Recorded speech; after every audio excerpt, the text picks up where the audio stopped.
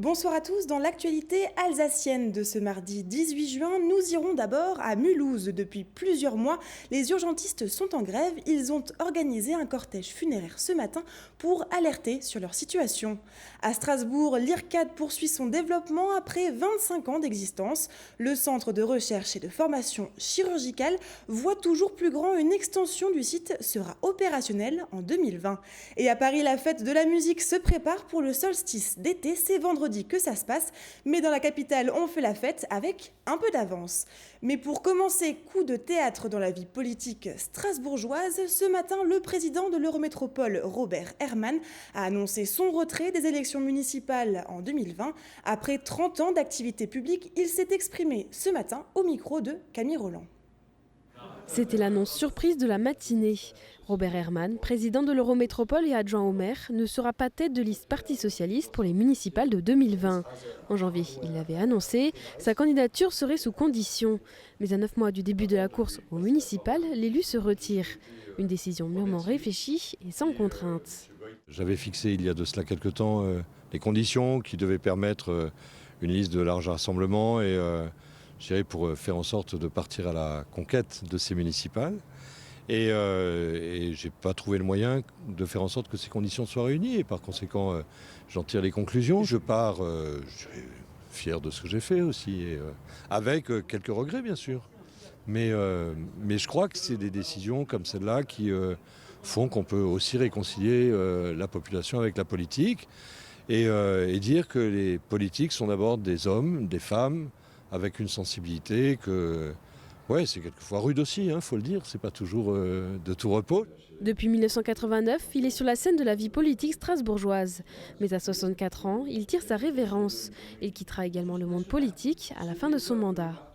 Aujourd'hui, je vais d'abord terminer ce mandat dans les meilleures conditions. Ensuite, j'aurai un peu plus de temps, bien évidemment, puisque je n'aurai pas de campagne électorale. Je vais un peu regarder quel horizon peut m'être ouvert pour les années qui viennent. J'ai 64 ans, je suis plutôt en forme, je ne pars pas, j'irai dans un désespoir absolu. C'est pas sans passement de cœur, mais c'est pas non plus quelque chose qui rend la vie impossible. La première interview que je donnais à des collègues, à vous, en 89, c'était pour dire mon rêve est d'être sur le trottoir, à toujours pouvoir saluer, regarder mes concitoyens dans les yeux. C'est fait. Et donc je resterai comme ça. Et voilà, à 9 mois des élections municipales, les candidatures officielles commencent à tomber. À Schiltigheim, Hélène Hollederer a été investie tête de liste par La République En Marche. Le reste de l'actualité nous emmène dans le Haut-Rhin, à Mulhouse. Plus précisément, les blouses blanches étaient à nouveau dans les rues ce matin. En grève depuis plusieurs semaines, le personnel des urgences a intensifié le mouvement aujourd'hui, et cela malgré l'annonce du déblocage de 70 millions d'euros par le gouvernement. Marine Zis a suivi pour nous un drôle de cortège sur plusieurs kilomètres. Il est 9h et le cortège prend le départ depuis l'hôpital Émile Muller de Mulhouse.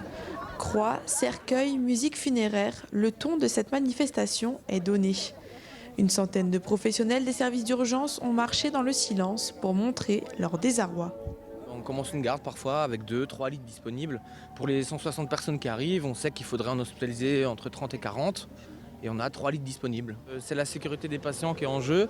Et voilà, ça devient clairement intolérable. On essaye du mieux qu'on peut avec les moyens qu'on nous donne. Mais en rentrant, c'est vrai qu'on a toujours un sentiment de choses incomplètes. Les soins ne sont pas réalisés comme on aimerait les faire. On a beaucoup de médecins qui vont nous quitter d'ici la fin de l'année. C'est l'une de nos plus grandes préoccupations, nous, soignants. Pour nous, en fait, perdre tous nos médecins, c'est voir le service mourir. Un service qui ferme, c'est des patients qui vont devoir se déplacer beaucoup plus loin pour bénéficier d'une prise en charge aux urgences. Les grévistes ont ensuite rejoint l'hôpital du Hasenrhein où se trouve la direction du groupe hospitalier de Mulhouse Sud-Alsace. Là-bas, un enterrement a été célébré, celui du service des urgences. Un moment émouvant durant lequel le personnel a dénoncé le manque de moyens humains, mais aussi matériels. C'est le cœur lourd. Le sentiment de n'avoir pas su mener à bien une mission. que nous allons nous recueillir.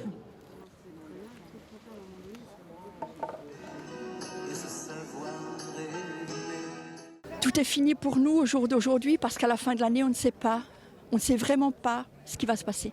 C'est notre métier et on aime ce qu'on fait. Donc c'est très compliqué d'enterrer quelque chose qui nous tient à cœur. On a envie que ce service renaisse, mais pour que ce service renaisse, déjà, on lance un appel aux médecins. La direction a entendu la demande du personnel hospitalier et les a rencontrés dans la foulée. Des propositions ont été faites, elles seront étudiées par les représentants du mouvement.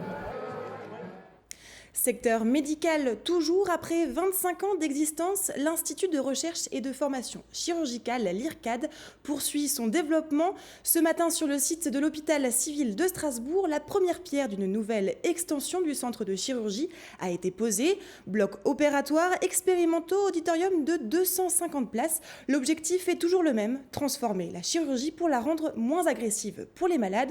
On écoute Jacques Maresco, président fondateur de l'IRCAD, au micro de Camille Roland. L'extension de l'IRCAD, qu'on appelle l'IRCAD 3, en fait c'est l'IRCAD 4 parce qu'il y a déjà eu 3 extensions. C'est de faire un institut qui est totalement dédié à la robotique chirurgicale, la recherche, la formation.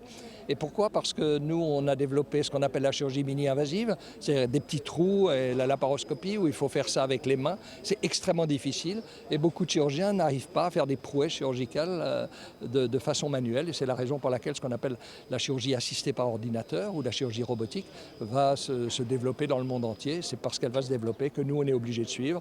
Et pour suivre, il fallait faire un nouveau bâtiment. Dans ce nouveau bâtiment, si vous voulez, bien sûr, il va y avoir la recherche et continuer la recherche qu'on fait, notamment par exemple, on fait une recherche avec la grosse compagnie allemande qui s'appelle Storz pour développer des robots pour l'endoscopie flexible. C'est, vous savez, le long gastroscope, par exemple, qu'utilise un gastro-entérologue. Et ensuite, il y a la formation, c'est-à-dire sur tous les nouveaux robots qui vont arriver, notamment le robot Medtronic, qui est une nouvelle génération de robots. Forcément, il faut, vous savez, comme un avionneur qui fabrique un avion, il forme les pilotes. Nous, à partir du moment où il y a des nouveaux robots qui arrivent sur le marché, pour le bien des malades, il faut former les chirurgiens. Un équipement rare sera inauguré demain à l'Institut Charles Sadron sur le campus du CNRS à Strasbourg, appelé tomographe. Cet appareil permettra aux scientifiques de reconstituer des images en 3D d'objets comme les mousses pour étudier leur structure. Un investissement de 700 000 €. Martin Cowell nous en dit plus sur ce curieux appareil.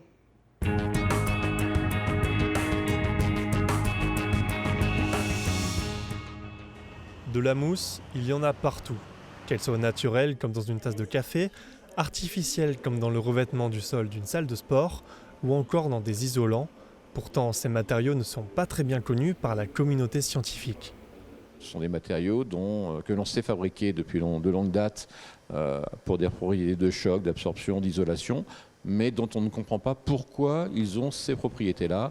Qu'est-ce qui est lié à la chimie de la matière utilisée et qu'est-ce qui est lié à la structure de cette mousse, cette forme de alvéole. Cet instrument nous permet de faire ces études-là. Cet instrument, c'est un tomographe. L'Institut Charles Sadron a investi 690 000 € dans cet appareil. Il permet de reconstituer une image en 3D d'un objet avec une précision allant jusqu'au micron, c'est-à-dire jusqu'au millième de millimètre.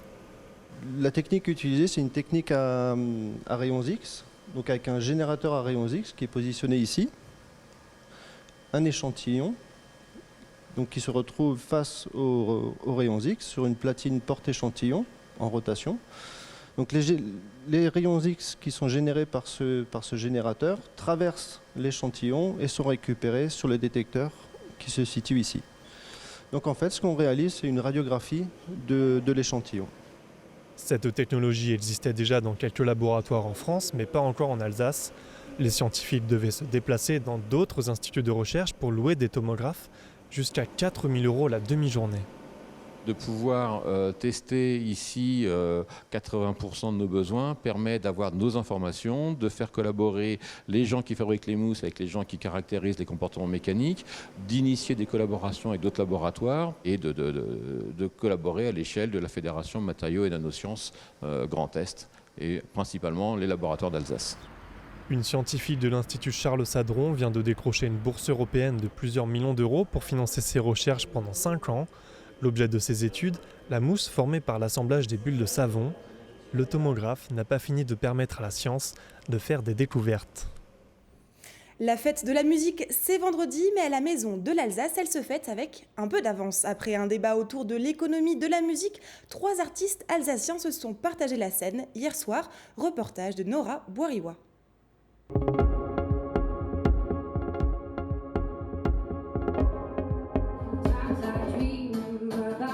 Alors que la 38e édition de la Fête de la musique a lieu ce vendredi soir, la Maison de l'Alsace a décidé d'avancer de quelques jours les festivités en organisant un concert avec Natacha Andreani, Nawelka et Virginie Schaeffer.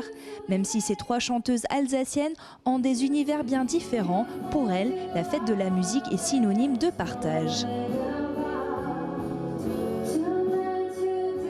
Écoutez, c'est tout simplement partager notre passion avec le public qui est là, je crois que c'est un moment festif en fait. 21 juin, moi personnellement j'adore, que ce soit en tant que spectatrice ou en tant qu'artiste, parce que j'aime bien aller voir jouer d'autres personnes sur scène, c'est important je pense, donc ouais, le partage. C'est à chaque fois des découvertes où je m'arrête devant des scènes où je me dis mais si j'étais pas là ce soir, je les aurais pas connus. Donc du coup, voilà, je préfère aller voir les gens chanter. Ouais.